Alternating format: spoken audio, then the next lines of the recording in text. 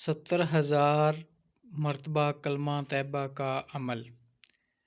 رسول اللہ صلی اللہ علیہ وسلم نے ارشاد فرمایا، سب سے افضل ذکر لا الہ الا اللہ۔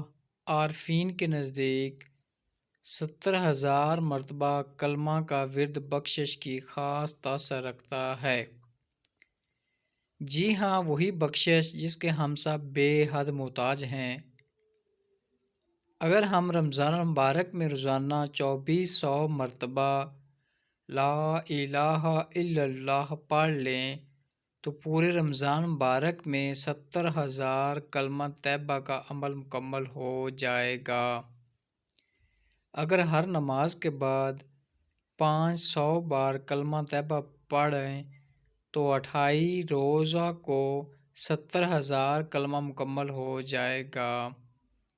تو میری پیاری پیاری بہنوں، پھر کیوں نہ ہم سب رمضان المبارک کی ساعتوں میں اس عمل کو مکمل کر لیں۔ ہم سب کی ایک 70,000 کی تعداد بھی مکمل ہو جائے گی اور رمضان میں عمل بآسانی ہو سکتا ہے۔ تو انشاءاللہ آج سے ہی شروع کر